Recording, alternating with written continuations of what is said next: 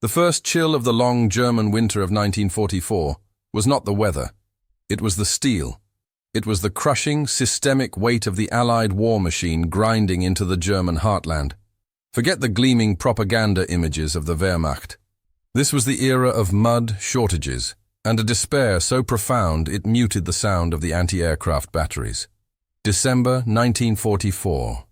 A logistical nightmare unfolded across the Western Front, stretching from the forests of the Hürtgen to the battered industrial zones of the Ruhr.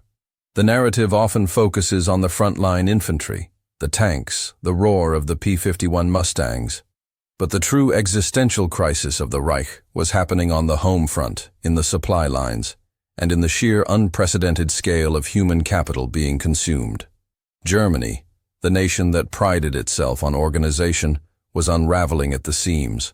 Among the millions caught in this collapse were the women, not just wives and mothers, but essential components of Hitler's total war.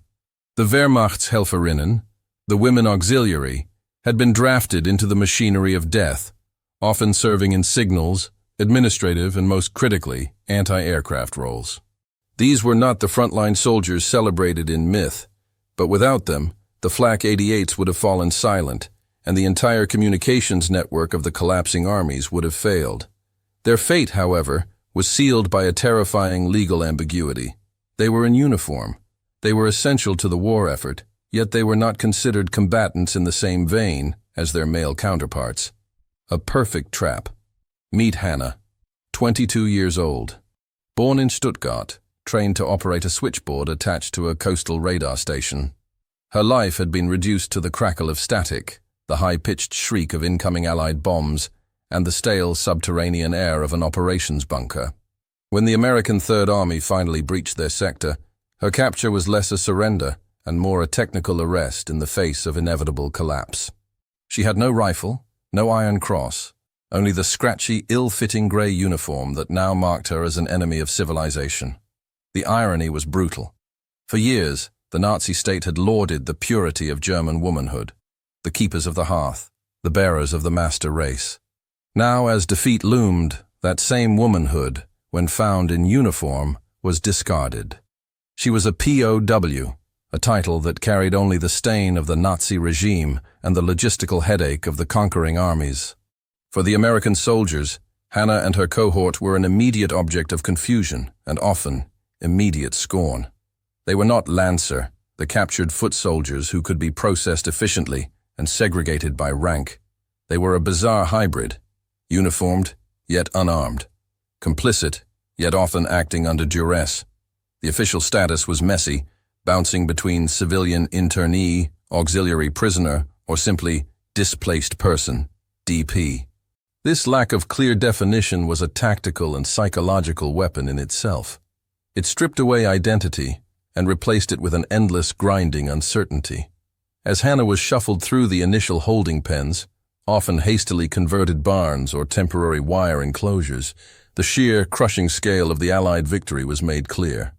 The sound that dominated her world was not the guns, but the endless stream of GMC CCKW2, 1 to 2 ton trucks, the deuce and a half, rumbling past, carrying supplies, ammunition, and men who looked, frankly, well-fed. This was the difference. The American industrial power, relentless and seemingly infinite, against the German exhaustion. Hannah soon learned the bitterest irony. Within the cages, she was rejected. The captured SS and fanatical Wehrmacht soldiers saw the auxiliary women as weak, as liabilities, as a reminder of the failure they desperately sought to deny. A woman in a uniform was an insult to their masculine narrative of war. She was a contaminant. Their eyes, cold, hard, and still burning with a toxic ideological fervor, said, "You are the enemy, but you are not one of us." The question for Hannah was no longer one of survival, but one of identity. In the eyes of the victors, she was the enemy. In the eyes of the vanquished, she was the despised failure.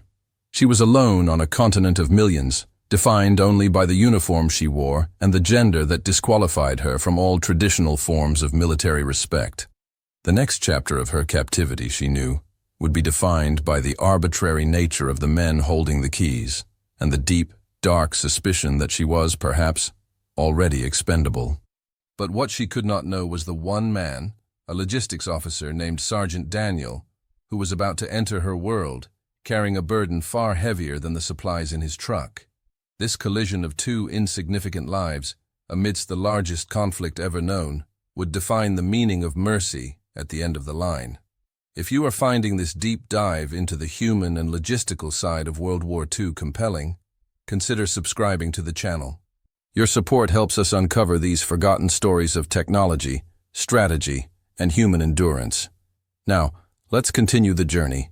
To understand Hannah's predicament, we must turn our gaze from the trenches to the relentless, almost boring efficiency of the American supply chain. This was the true engine of Allied victory, a triumph of engineering and administration that the German High Command never truly grasped. The Blitzkrieg was predicated on speed and consumption, the American war machine on volume and redundancy. The symbol of this overwhelming force was the Red Ball Express. This wasn't a single train or truck fleet. It was a complex arterial network that stretched at its peak from the ports of Normandy to the front lines near the Siegfried Line. Imagine a constant churning river of rubber tires, carrying an average of 12,500 tons of supplies daily. The German war effort operated on improvisation and scrounging. The Allies operated on MSRs, main supply routes, where traffic was often restricted to one direction, and breakdowns were handled by mobile repair crews called flying squads. Sergeant Daniel Hawthorne, 27, of the Quartermaster Corps, lived and breathed this system. His world was not the drama of the dogfight or the terror of the infantry charge. His world was the manifest, the odometer, and the chronic lack of sleep. He was an MT, motor transport officer, responsible for a small convoy of 5 GMC CCKW-2 12-ton trucks, tasked with hauling everything from high-octane, 100-octane aviation fuel for the fighter groups to canned sea rations for the frontline troops. The mundane nature of his job masked its essential role. Without Daniel, the M1 Garand would be silent and the P-47 Thunderbolt would be grounded.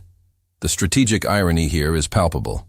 German strategy prioritized tactical brilliance and superior, often over-engineered weapons, like the Tiger tank or the Messerschmitt Me-262 jet fighter. But the Allied victory was built not on individual genius, but on the sheer quantitative superiority of the Jeep, the Dakota C-47, and the ubiquitous Deuce and a Half. This was the difference between a high-end specialty item and mass industrial production. Germany could produce maybe 1,850 Panther tanks in 1944. The U.S. was delivering thousands of trucks every month. The German effort was a sprinter. The Allied effort was a marathon runner with an inexhaustible supply of oxygen.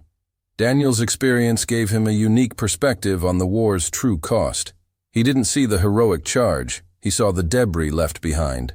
He saw the piles of spent .50 caliber casings, the broken axles, and the increasingly large corrals of prisoners. The POW issue, especially in late 1944, was threatening to choke the Red Ball Express itself. Every extra mouth to feed, every extra body to guard, was a drain on the very resources needed to win the war. The prisoners, the PWs, were becoming a logistical weapon wielded by the very act of their surrender. And then there were the auxiliaries, like Hannah. Daniel had seen their processing points, the confusion, the resentment of the male prisoners, and the casual cruelty of some of his own peers. He'd overheard the conversations in the mess hall. They're all the same. They ran the radios. They aimed the guns. Enemy is enemy. This dehumanization was a necessary shield for many soldiers, a way to process the massive casualty rates and the moral weight of their mission. But Daniel, a pre-war student of history and literature, saw only the fatigue in their eyes, the exact same hollow look he'd seen in the eyes of exhausted American drivers. He recognized the profound strategic moral question that the Wehrmacht's Helferinnen presented. If total war meant drafting everyone into the machine, did total victory mean treating them all as combatants? The Geneva Conventions, written for a different era, offered no clear answer. The prevailing official sentiment was a grim pragmatism. Process them quickly, keep them quiet, and keep the trucks moving. One icy afternoon, Daniel's convoy was temporarily diverted to a newly established POW collection point, a massive barbed wire compound hastily constructed from lumber and mesh near a captured airfield. The site was chaotic, overcrowded, and reeked of body odor and fear. The sheer number was overwhelming. Tens of thousands of defeated soldiers and auxiliaries, awaiting classification and transport. His mission was simple: drop off a truckload of surplus winter blankets and pick up an equally large load of classified German documents recovered from a nearby HQ. It was here, in the freezing mud next to a temporary field desk, that he first saw Hannah. She was standing apart from a small, huddled group of female auxiliaries. Her uniform was torn, her hands were bleeding from hauling water buckets, and her face was a mask of cold, exhausted indifference. A male SS prisoner, still wearing the arrogant remnants of his uniform, was shouting at her group, spitting out ideological venom, a mix of defeatism and betrayal rhetoric. He was accusing them of weakening the front with their feminine weakness. Hannah didn't react. She simply absorbed the verbal assault. Her eyes locked on the horizon. Daniel, observing the scene through the steam of his coffee, witnessed the complete rejection. The enemy of the Allies was also the despised enemy within the vanquished. The profound solitude of her position was a visible wound. For Daniel, the image was a stark break from the abstract enemy he had been hauling supplies to defeat. This was not the Nazi ideology. This was a hungry, cold, and utterly alone human being, rejected by the system she served and about to be consumed by the system that defeated it. The logistics chain, Daniel suddenly realized, was not just about fuel and ammunition. It was about the transfer and processing of human fates, and his involvement, however small, was now an essential link in her chain of despair. This accidental silent meeting, a logistics officer and a forgotten auxiliary, set the stage for the true human drama that was about to unfold, far from the battle lines. The irony was this: the efficiency that had defeated the Reich now had the power to either save or utterly destroy the souls of those caught in its sweep. The encounter in the collection pen had been brief, a momentary flicker of recognition amidst the logistical chaos, but it embedded itself in Daniel's mind like shrapnel. His duty was to move cargo, not to ponder the moral status of the defeated, yet the image of Hannah, marginalized by both victor and vanquished, persisted. The political and military ambiguity surrounding the women auxiliaries, the WAA in German parlance, was creating genuine problems for the Supreme Headquarters Allied Expeditionary Force, SHEF. They were classified vaguely as displaced persons, DPs, or as PWX, prisoners of war, exempt from regular POW status. This designation was a bureaucratic fudge, designed to keep them out of the official POW accounting, which was already overstretched. By late 1944, the American Army alone was handling hundreds of thousands of prisoners. Adding tens of thousands of women to the already inadequate infrastructure was unthinkable. The German women POWs became, effectively, a human surplus. The immediate solution was to classify them for forced labor, often cleaning up the devastation they had indirectly helped create. The irony was thick. Having operated the communication systems of the Reich, they were now reduced to moving rubble. Yet even this process was fraught with risk. The line between necessary post-conflict labor and punitive action was dangerously thin, and international press was already beginning to take notice of the humanitarian crisis developing behind the front lines. For Daniel, the DP problem became personal when his convoy was assigned a new, highly sensitive logistical task: shuttling small groups of PWX and DPs from the main internment camps to smaller temporary processing centers deeper within the American zone. The stated goal was denazification screening. The unstated necessity was simply moving the human traffic jam. It was on the manifest for his second run that he saw the name, Hannah Ebersol, listed simply as Auxiliary, PWX, Destination, Processing Center 47, near Bad Aibling. The process of prisoner transport itself was a grim commentary on the state of the collapsing world. The prisoners were packed into the back of the open-topped CCKW trucks, often standing, freezing, guarded by two exhausted MPs. The journey was slow, jarring, and psychologically punishing. Every mile driven was a mile deeper into the reality of their defeat. Daniel was acutely aware of the risk he was taking simply by not being indifferent. An American soldier, particularly a non-combatant, showing any perceived favoritism towards a former German uniform, regardless of gender, invited immediate and severe scrutiny. Rumors of collaboration and fraternization were flying through the ranks, fueled by the stress of combat and the propaganda of hate. The official policy on fraternization was strict and unforgiving. As his convoy pulled up to the staging area, Daniel ordered his men to check the canvas coverings and secure the loads. He approached the temporary holding cage where Hannah and 12 other auxiliaries stood. They were dressed in a bizarre mix of their old uniforms and whatever civilian clothes they had managed to acquire or steal. The fear was palpable. He addressed the group, not the individual, his voice strictly professional, projecting authority over the roaring diesel engines. "You are being transported for processing. You will remain seated. Any attempt to leave the vehicle will be met with force." But as the women clambered into the truck bed, their expressions ranging from defiance to utter terror, Daniel caught Hannah's eye. It was a fleeting, microsecond connection. He saw not the enemy, but the person rejected in the mud, and an impulse, an error of protocol, a lapse of discipline, overcame him. He reached into the pocket of his field jacket and, instead of the standard issue cigarette he gave to the male prisoners, he pulled out a small, foil-wrapped chocolate bar, a luxury item from his own K-ration. He dropped it quickly, almost violently, into the hands of the nearest MP, a young corporal named Jenkins, and spoke in a low voice, barely audible over the truck engine. "Corporal, there's a dozen of them. They haven't eaten a decent meal in days. Give them one small piece each. And make sure they know it's a gift, not a ration." Jenkins looked confused, then annoyed, but followed the order. The simple act of distributing a piece of chocolate, a gesture that cost nothing but a small piece of Daniel's own meager comforts, was revolutionary in that environment. It was an acknowledgement of their status as human beings, not just cargo. When Hannah received her piece, her eyes lifted again to meet Daniel's.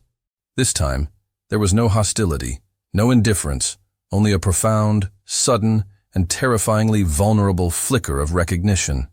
She understood the risk he had taken. A piece of chocolate was a small thing, but a breach of protocol was enormous. The logistical crisis, the sheer number of bodies to process, had unintentionally created a space for mercy. It was the vastness of the system, its impersonal nature, that allowed for a moment of genuine human connection to slip through the cracks. Daniel was a cog in the wheel of victory. Hannah was the debris. And yet for one moment, the cog had chosen to acknowledge the debris. As the convoy finally pulled out, the roar of the trucks deafening, Daniel looked in his rearview mirror. He saw Hannah, clutching the small piece of foil, her back pressed against the metal side of the truck. He was now, against his better judgment and official orders, emotionally invested in his cargo. His role as a logistics officer had just been subtly but fundamentally redefined. He was no longer just hauling supplies. He was, however, briefly, carrying a destiny. The consequence of this single act of mercy, giving a forbidden gift to the enemy, was about to escalate far beyond a simple chocolate bar. The story of Hannah and Daniel is a compelling glimpse into the moral gray areas of World War II. Don't miss the climax of their journey. Subscribe and hit the notification bell to ensure you catch the remaining acts. Processing Center 47, outside Bad Aibling, was less a center and more a vast, muddy holding zone carved out of a former military training ground. It was designed for one purpose: rapid, impersonal throughput. The architecture of the camp, the searchlights, the high, taut barbed wire, the guard towers manned by weary, overworked MPs, was an immediate psychological weapon. It reinforced the finality of defeat. Hannah and the other PWX auxiliaries were segregated into Barrack C, separated by a double layer of wire from the male prisoners. This segregation, meant for their protection, also isolated them. They were subjected to long, monotonous interviews designed to uncover their degree of Nazification, a process that was often arbitrary and dependent on the mood of the interpreter. The interrogations focused not just on their service, but on their personal political involvement, their schooling, and their family's party status. The internal dynamic within Barrack C was one of corrosive tension. The women were all carrying secrets. Some were forced conscripts, barely out of school. Others were hardened ideological believers. There was a constant, unspoken threat of betrayal. The Americans offered incentives, better food, faster release, for information regarding hidden SS men or high-ranking Nazi officials who might be hiding among the low-ranking. A profound code of silence developed, not out of loyalty to Hitler, but out of self-preservation and a weary understanding that informing on a neighbor meant a guaranteed backlash if they were ever released back into German society. Hannah, who had spent her war career operating a radio switchboard, was low on the hierarchy of potential war criminals. Her value to the Americans was primarily as a source of logistical information, details about defunct communications nodes, buried cables, and local command structures. She gave them facts, but nothing that would directly compromise anyone. She was surviving by being blandly, utterly cooperative, yet fundamentally opaque. The brief moment of human connection with Sergeant Daniel, however, had broken her own personal code of silence. She had witnessed the risk he took and the minor rebellion he enacted. That chocolate bar was a lifeline, a whisper that not every person wearing a victorious uniform was a machine of judgment. It was a secret she held close, a single warm point of light in the cold reality of the camp. Daniel, meanwhile, was conducting his logistical duties around the camp's periphery. He wasn't permitted inside the wire, but his trucks were essential for moving the processed prisoners out and bringing in the continuous stream of supplies. He began to subtly alter his route. Instead of simply dropping his cargo at the main depot, he would often linger at the edge of the PWX section, ostensibly checking his truck's tires or adjusting the canvas. During one such delay, while pretending to check the air pressure on a Michelin tire, he saw her again. She was part of a work detail, clearing snow from the inner perimeter road. She looked up, saw him, and their eyes met again, this time for a sustained, anxious moment. The physical barrier of the double barbed wire fence represented more than just their separation. It was the entire ideological, military, and historical chasm between them. Daniel knew he had to communicate a simple but crucial piece of information. The rate of release from this camp was dependent on the documentation and the successful completion of the denazification questionnaires. Many women, out of fear or sheer exhaustion, were answering questions too ambiguously, thus extending their stay. He had to find a way. He scanned the area, a bored MP, a few male prisoners working nearby, and the distant watchtower. His mind, honed by years of managing wartime logistics, quickly calculated the risk-reward ratio. It was high, but the information was critical. He walked over to a stack of empty oil drums waiting for transport. He kicked one over, making a loud metallic clang that drew the attention of the MP. As the MP turned, annoyed, Daniel bent down, ostensibly to check the drum's integrity. He then reached into his pocket and pulled out a standard regulation pencil, a ubiquitous piece of supply chain equipment, and quickly tied a scrap of manila tag, a shipping label, around it. He wrote only 3 words in German, using the precise technical vocabulary he had learned from reading translated German manuals. Sprechen Sie klar. Speak clearly. It was a logistics order applied to human communication. He then waited for the moment when Hannah's work detail was closest to the drum stack. With a casual, practiced motion, as if testing the weight of the drum, he nudged the metal cylinder so that it rolled a short distance, coming to rest near Hannah's feet. The pencil note fell out, concealed by the snow and the shadow of the drum.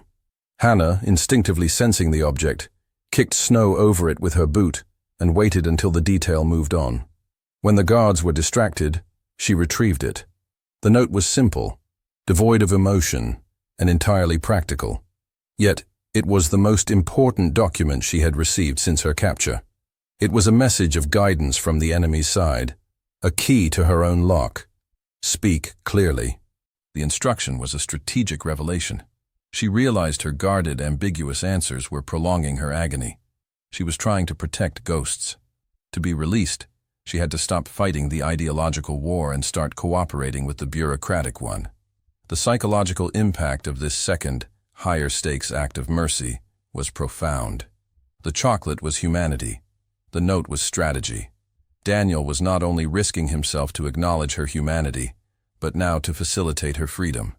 The code of silence that protected the German auxiliaries was about to be broken, not by force or threat, but by a simple, pencil-written act of genuine mercy that pointed the way out of the cage. The question now was how she would use this information and the inevitable risk it would pose to Daniel. The transfer of information had begun, and the consequences of their mutual risk were about to converge. Hannah followed the logistical advice. She stopped speaking in carefully worded ambiguities and started giving direct, factual answers. Locations of administrative offices, names of minor officials who had already fled, and specific details about the type of communications equipment she had operated, such as the model of the Lorenz teleprinter. Her files moved to the top of the processing queue. The Americans wanted information, and she finally understood the currency they accepted. 2 weeks later, her name was called for final disposition. Instead of release, she was transferred, along with 5 other auxiliaries deemed low risk, to a temporary auxiliary labor detail attached to a local American base section command, a staging and repair depot that acted as a critical node for the Third Army's forward movement. The irony was not lost on her. She was now working for the enemy, repairing the very logistical system that had crushed her homeland. The work was grueling, cleaning barracks, washing endless amounts of uniforms, and maintaining the sprawling motor pool. But the conditions were immeasurably better than the camp. She had regular, if bland, food, and the barracks were heated, a luxury the German home front had not seen in years. It was in the motor pool that their paths officially crossed. Daniel's transport unit was temporarily assigned to the base section for maintenance and restaging. He was responsible for overseeing the repair and refitting of his CCKWs and their essential trailers. One evening, after the grueling work shift was over, Hannah was sweeping the vast concrete floor of the main vehicle repair bay. The bay was quiet save for the rhythmic clanking of a mechanic working late on a transmission. Daniel entered, clipboard in hand, checking off his inventory of repaired parts. He walked past her, then stopped. The moment was not private, but it was discreet. He was technically her superior now, a position that demanded strict professional distance. "Your processing was swift," he stated, his tone neutral and official. Hannah looked up, the broom handle a weary support. "I followed the instructions given." Daniel didn't flinch, but his eyes conveyed the mutual acknowledgement of the deception. "Good. Clarity is efficient."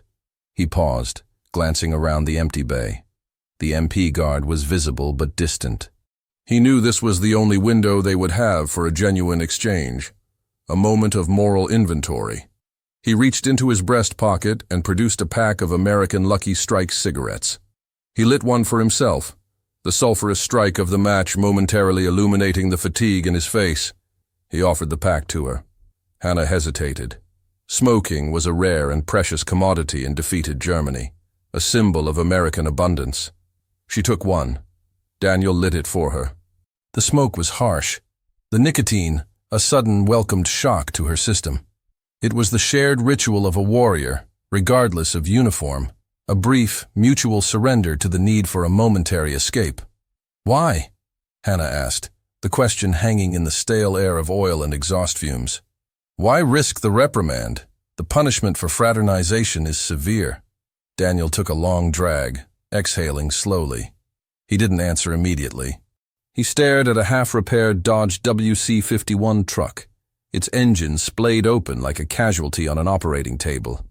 "It wasn't about you, specifically," he finally admitted, his voice low. "Not at first. It was about the system. The war was won, Hannah. Won by tonnage, by supply, by the Ford factory line. The German military was running on the fuel of hate and ideology. We won with logistics and 100-octane fuel." He crushed out his cigarette stub with the heel of his boot. "But when you looked me in the eye, and when I saw how your own people rejected you, I saw that the system of logistics, my system, was about to process a human being as mere surplus. That's a moral failure of the highest order. The victory is meaningless if we become the very thing we fought against, a machine that treats people as cogs to be discarded." His voice was not accusatory or pitying. It was simply exhausted. He was not a hero, but a man burdened by the intellectual and moral weight of his own country's overwhelming power. "You were the enemy," he continued, holding her gaze. "But you were also the symbol of the utter exhaustion of a defeated state. You had nothing left to fight with. No ideological fire, no weapon, only an empty uniform. To persecute that, it felt like bullying. It felt like a waste of the mercy we, the victors, should be able to afford." Hannah listened, absorbing the profound irony of the American soldier's words. The German strategy was about the purity of the cause. The American's act was one of strategic, almost clinical humanity. He saw her as a logistical problem that could only be solved by a moral solution. "I thank you, Sergeant," she whispered, her voice husky from disuse and the cold air. The shared cigarette was extinguished, the moment of honesty over. Daniel returned to his clipboard, now officially focused on the inventory of his Packard engine parts. Hannah returned to her sweeping, the silence broken only by the work of the distant mechanic. But the conversation had shifted the landscape of their relationship from one of distant, strategic assistance to one of shared, dangerous understanding. Daniel's moral line was clear, but the danger of their association had just spiked. The base section was a hive of rumors and military politics. Their interaction had been witnessed by the distant MP, Corporal Jenkins, the same man who had distributed the initial chocolate. Jenkins, a man deeply embittered by the loss of his brother in the Ardennes, had already filed a low-grade, non-specific report regarding the sergeant's unusual interest in the PWX group. The systems of war, logistics, morality, and justice were about to converge on Hannah and Daniel, testing the limits of Daniel's mercy and Hannah's survival. Their brief respite was over. The stage was set for a dangerous, unexpected crisis. The base section command was humming with pre-offensive preparations. Intelligence suggested a final, desperate pocket of resistance was forming further east.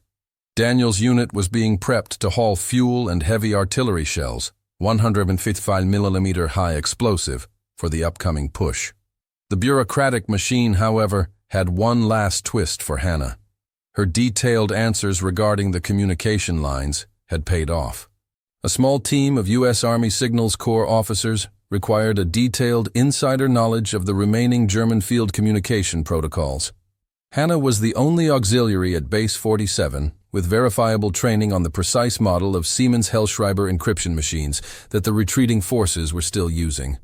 She was given a new, profoundly risky classification, Temporary Classified Personnel, TCP.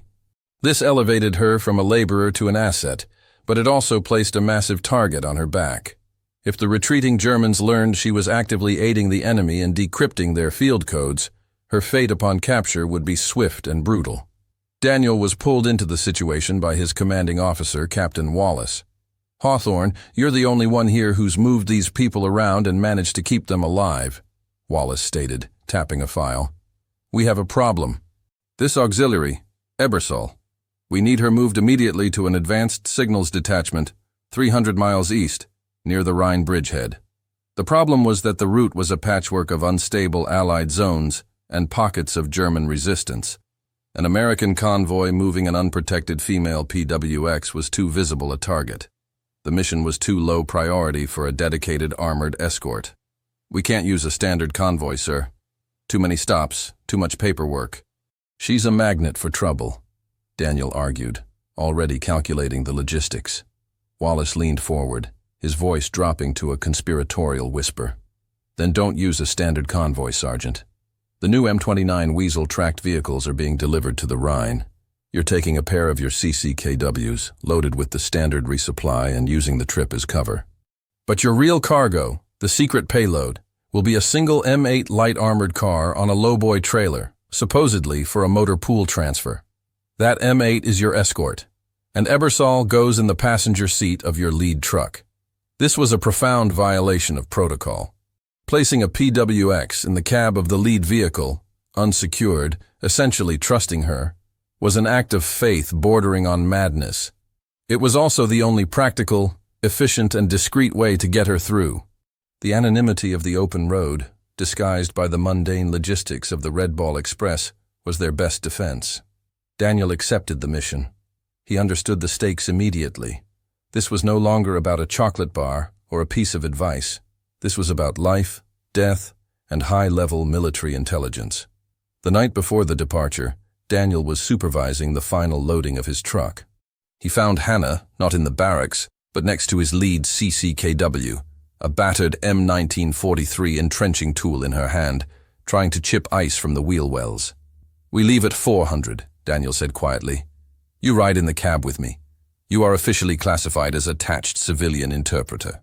You will not speak unless spoken to, and you will not, under any circumstances, admit to being a former auxiliary." Hannah nodded, her eyes wide. She knew the lie was their only shield. "Hannah," Daniel continued, his voice softer, "the reason I chose you, the reason I've protected you, is that you are a reflection of the war's true cost.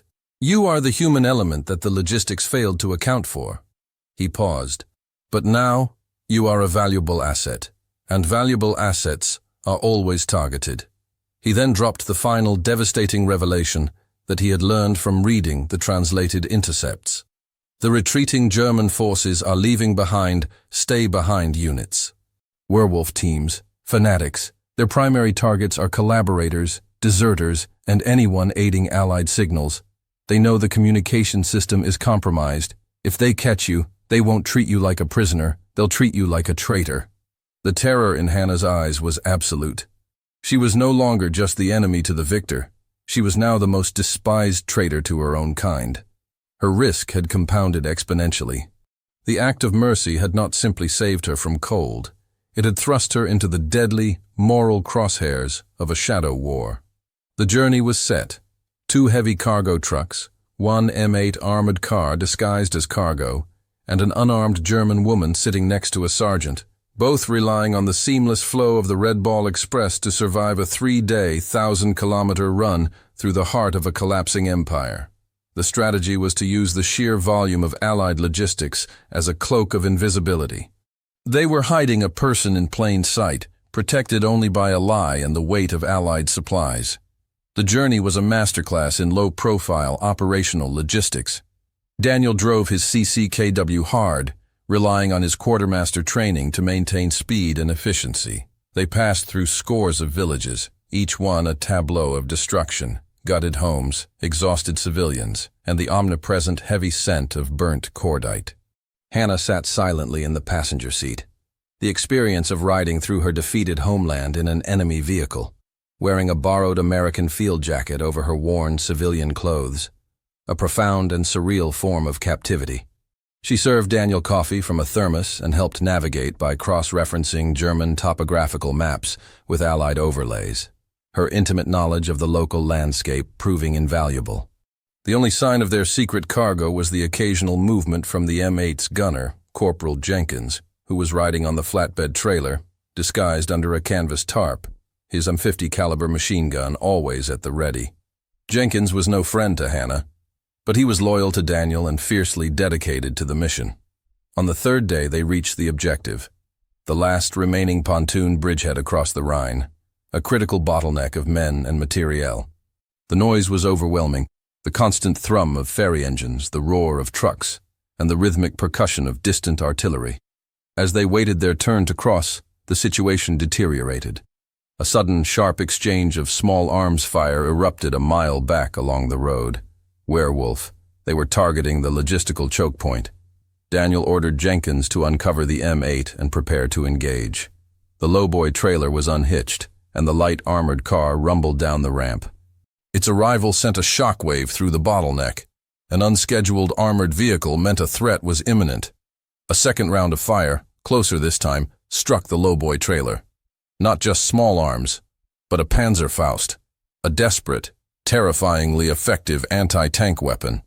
Daniel grabbed his M1 carbine. "Hannah, you stay here, under the dash. This is not your fight." "They know this route, Sergeant," she said, her voice shaking but clear. "They know the weak points. We need to move now." The German fanaticism was strategic. They weren't fighting to win. They were fighting to disrupt the supply chain. As Daniel prepared to leave the cab to help secure the perimeter, a figure emerged from the chaotic crowd of DPs and refugees rushing toward the bridge. a man in dirty civilian clothes, but whose eyes held the cold, unmistakable fanaticism of a committed Nazi. It was the same SS soldier who had rejected Hannah in the initial holding pen. He had tracked her. He didn't have a rifle. He had a grenade. He saw the American truck, the PWX in the cab, and the M8 preparing to engage the distant werewolf team. He didn't target Daniel. He targeted the traitor and the supplies. As he rushed the truck, his eyes locked onto Hannah, screaming in German, "Verräterin! Traitor!" Hannah, instinctively understanding the attack was aimed at her betrayal, not Daniel's life, reacted with the survival instincts honed by 2 years in a war zone. She didn't freeze. She grabbed the fire extinguisher from its bracket next to the driver's seat, a massive, heavy brass cylinder meant to combat the pervasive threat of engine fires. The SS fanatic was within 5 feet of the cab, pulling the pin on the grenade. Just as the German's arm came back to throw, Hannah slammed the heavy brass base of the extinguisher through the side window with terrifying force. The glass shattered, the brass cylinder striking the fanatic's face and hand. The grenade clattered harmlessly into the mud beneath the truck. The single, decisive, unexpected act saved Daniel's life, the truck, and the entire crucial payload of supplies. The MP guards nearby, alerted by the commotion, immediately cut the fanatic down. Daniel looked at Hannah, who was breathing heavily, the fire extinguisher clutched in her hands, her face streaked with soot and glass. She had used a tool of logistics, the ubiquitous fire suppression equipment, as a weapon of self-defense against her own people, proving her final, absolute separation from the defeated Reich. She was no longer just a PWX. She was a participant in the Allied logistics war. The moment was over. Daniel, without a word, grabbed the wheel, slammed the truck into gear, and sped onto the pontoon bridge. Jenkins, seeing the threat neutralized, turned the M8's focus back onto the distant werewolf threat. Hannah had earned her freedom not through paperwork, but through an act of violent, undeniable commitment. Daniel's act of mercy had not just saved her, it had given her the agency to save him. The strategic irony was complete. The discarded auxiliary woman became the essential defender of the American supply chain, a traitor to the vanquished, and an accidental hero to the victor. They crossed the Rhine, leaving the chaos and the ethical ambiguity behind. Their journey was over, but their shared secret was just beginning. The mission was a success.